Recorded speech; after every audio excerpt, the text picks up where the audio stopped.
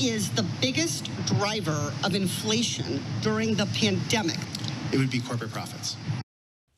A dramatic presentation yesterday in Congress alleged that corporate greed is more to blame than anything else for the inflation that we're seeing across the country. So tonight, we're verifying, are companies exploiting the pandemic and the supply chain issues to rake in profits? Team 12's Joe Dana joins us in studio with more on that question. Joe? The declaration on the House floor yesterday is that more than half of the inflationary price increases we're seeing for things like furniture, cars, and groceries are due to corporate greed. Let's verify. Our sources are two nonprofit economic think tanks and a lead economist at ASU's School of Business. The claim was made during one of California Congresswoman Katie Porter's famous whiteboard demonstrations. So over half of the increased prices people are paying are coming from increases in corporate profits. Yes, the unit price index is reflected in corporate profits. The nonprofit Economic Policy Institute calculated corporate balance sheets and other federal data to come up with its numbers. The claim is that, on average, 11% of inflationary price increases became corporate profits from 1979 to 2019.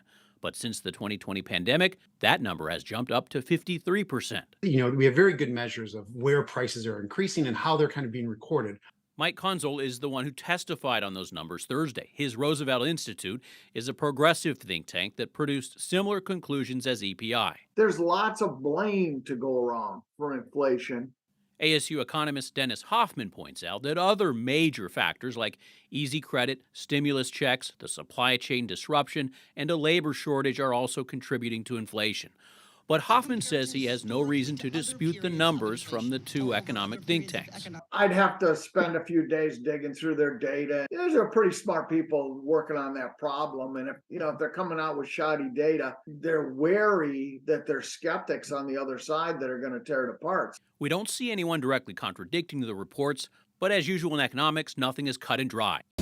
So 12 News can verify. Data does indicate that over half of inflationary price increases is going to profits for large corporations and services like food, furniture, and cars. But we can't say that. We can't say for sure it is because of greed. There are these unique factors during the pandemic. Our ASU economist also points out, keep in mind it's election season, and Representative Porter, a Democrat, may have been trying to deflect blame for inflation from the president by making a complicated issue seem less complicated. All right, what about the roulette we seem to play at gas stations all over, especially in Arizona, where we're higher than the national average? Are the profits for the oil companies included in the study?